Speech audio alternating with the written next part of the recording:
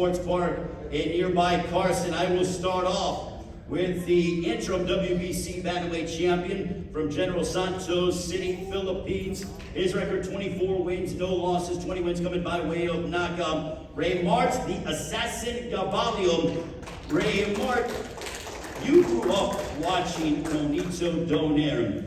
What does it mean for you to be fighting the Filipino Clash for the Bantamweight Championship of the World on Saturday night? It's an honor to fight with my idols and ring. I'm so excited too. In your last fight, you were victorious over former world champion Emmanuel Rodriguez by split decision. What did you learn in that fight that you feel will benefit you against Donaire on Saturday? Like when I look at my last fight, I need to improve my hit movement and some. I need to throw some more punches. All right, Reymart Gaballo, ladies and gentlemen, we'll get back to him, but now I want to bring up a man who has been there, done that many times over again. A 4-division world champion. He was the 2012 Fighter of the Year, involved in the 2019 Fight of the Year against Naoya Inoue.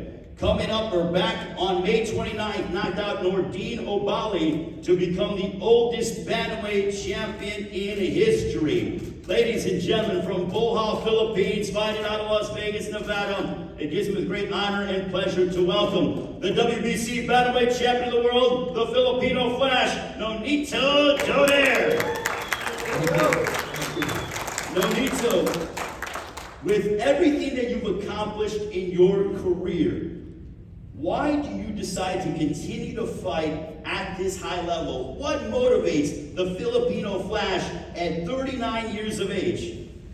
I think for me, after the Inoue fight, I was brought about a purpose. After becoming Fighter of the Year, I was going up and down, kind of floating in fights. But after that fight, I felt that I can do this, and I think the purpose in me, and this is why I came in really strong with Ubali. And very confident today is because I have a purpose, and that purpose is becoming undisputed champion of the world. So with that being said, you are taking on a fellow Filipino in Reymart Gaballo. You haven't fought a fellow Filipino since we have to go back November 2nd, 2002. Nearly 20 years, he fought Mark Sales. What does it mean for you to be stepping inside the ring against somebody who's 14 years younger than you, but he's 24-0, 20 knockouts, he's very hungry, he's got a big power shot, and he's looking to go ahead and sort of dethrone his idol? Well, for me, I'm actually, first and foremost, I'm proud that there's another Filipino, like the Mexican had done throughout the years, where they're fighting in this level.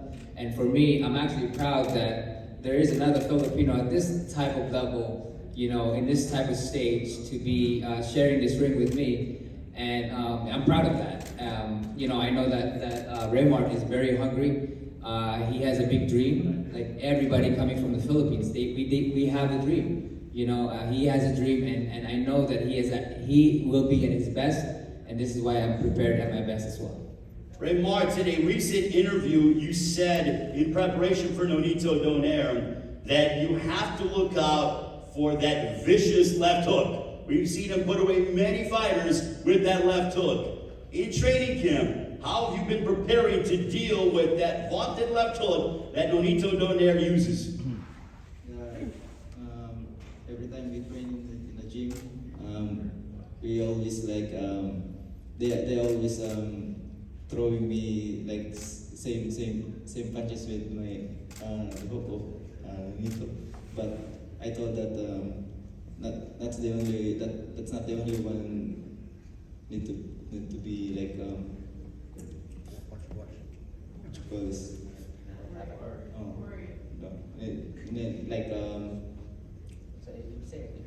Hindi lang bantayan to. He's saying that there is not just the left hook. Respect the hell of each other. Nonito Donaire's translating for his opponent. I've never seen anything like that in my life. Go ahead, continue with the translation. He's saying that it's not just the left hook that he needs to look out for. I also have other arsenals that that to look out for as well. Unbelievable. It's trash talk in itself. Nonetheless, my final few questions for Reymart. You are 14 years younger than Nonito Donaire. Is it advantageous for you to push the pace knowing that he is 39 years of age? Does a faster pace, more high action, high volume favor you? No, I think I know like even though the age is not it's just like a number, but I know that his movement is still there, same as before. Now, Nonito, you've been in there with every style under the sun, but he does have 20 knockouts of his 24 victories. Do you think that your experience is going to play a factor in the fight, and how do you plan on combating the power that he has? Well, I've faced a lot of guys like Inoue, Darchinyan, and even Walters, all these powerful guys, and the thing about being experienced is we have no fear of it. And so therefore we're mainly focused on our strategy and the variety of style that comes forward in my head that I can take advantage of his style. Ultimately, just 100% ready. We build on mental fortitude so that whatever the case happens, we're always going to push through adversity and be ready, because I believe that we are only as strong as our mind can be. And so I know that I'm 100% because my mind is to the roof, or to the moon. I love it. Reymart, my final question to you. What would a win over Nonito Donaire, when Jimmy Lennon Jr. were to say, and the new WBC Bantamweight Champion of the world, mean to you on Saturday night? What would that moment mean to you to become the new world champion if you were to defeat Nonito Donaire? I swear. Unbelievable.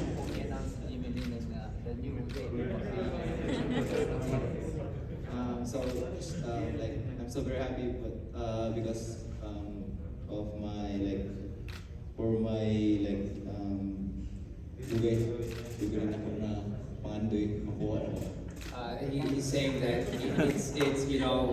it gives him great pleasure and happiness because it's what he's been looking for all his life, to be announced as a world champion.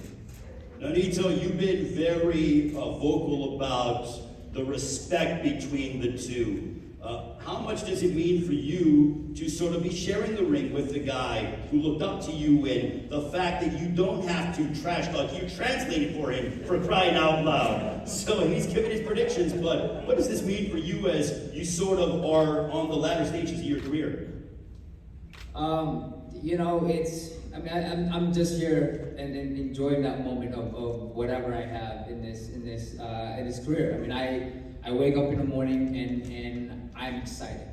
Every day I'm excited. I'm in the gym. I feel like I'm 21 and I feel like I can do this for another 10 years.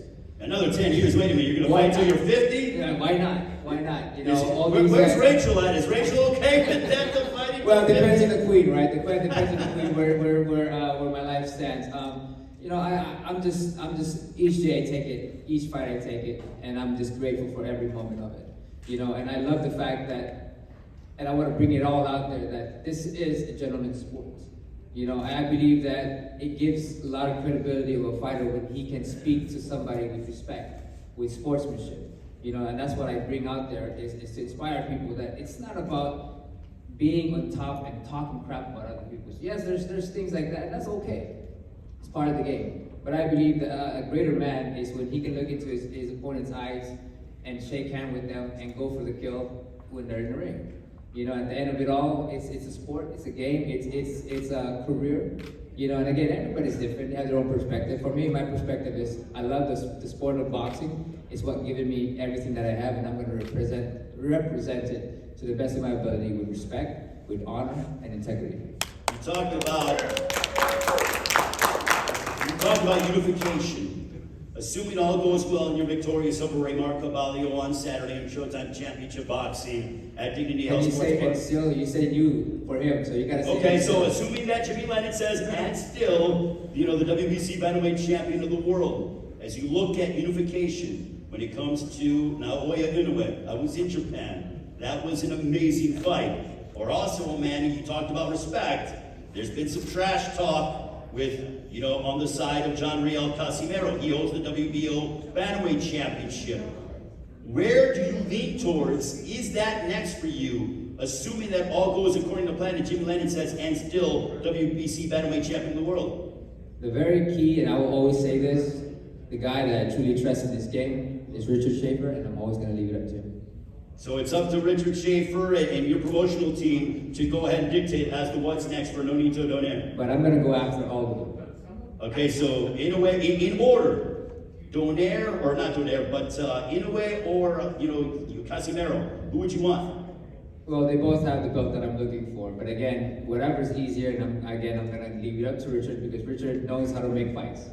All right, now we're going to open it up to questions from the media. If you have questions for the fighters up here, by all means, raise your hand and ask your questions.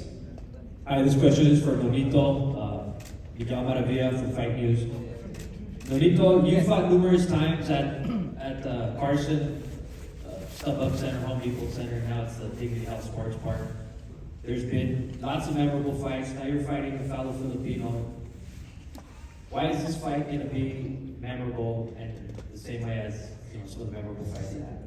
Well, I think that for me, it just shows where my experience and the level of my performance is going to be on this fight. But mainly, I am really proud that there are two Filipinos fighting, in this stage. So yeah, ultimately, that's my case. Why it's memorable for me.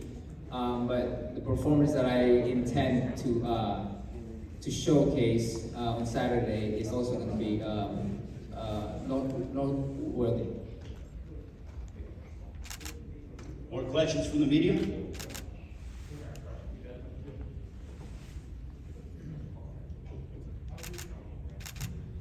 This question is for Brandon. I know we're looking online, but say you approach this fight knowing that Nonito is an idol to you, and at the same time, he's an older fighter. You obviously have respect for him, but how are you approaching this fight mentally?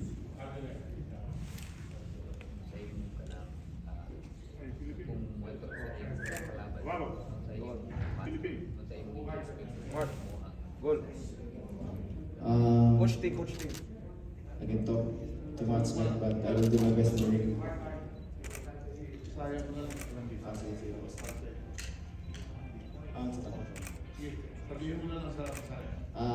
Buhat na rin ako tanan akong ginagawa sa training para wag po akong performan sa dulo.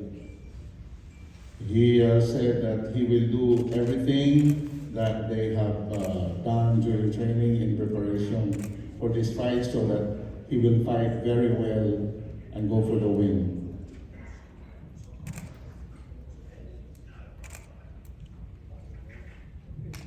Mohammed Mubarak with the Electronic Urban Report. My question is for Cody Crowley. You have a very impressive ring record, and could you tell us what did it take for you to go down this journey to get to this point in your life, and what does it mean to have a win Saturday night? It took a lot of sacrifice. I'm from a super small town in Canada where boxing doesn't really exist. And from a small age, I had this burning desire inside of me to become something great. And all I really had was two fists and a beating heart. And I put all of that, everything I had to the test, made the sacrifices I need to make, moved to Las Vegas, put myself in the best possible environment to be successful, got the best trainer in the game, surrounded myself with the right people, the right world champions to guide me in this sport. And as you can see, my record stands for it, 19-0. If you want to...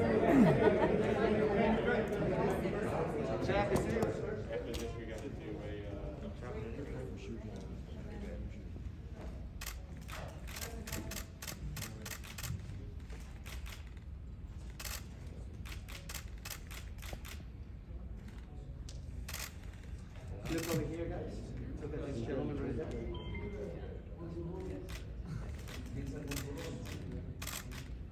Right down here for showtime. Great, thank you. Back there.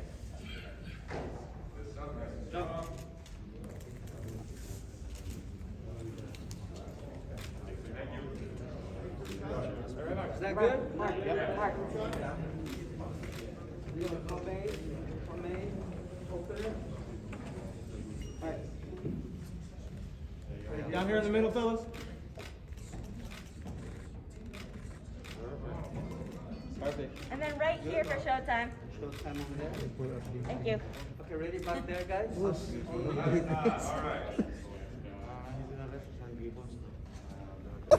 Updating. Updating si Bumbaga.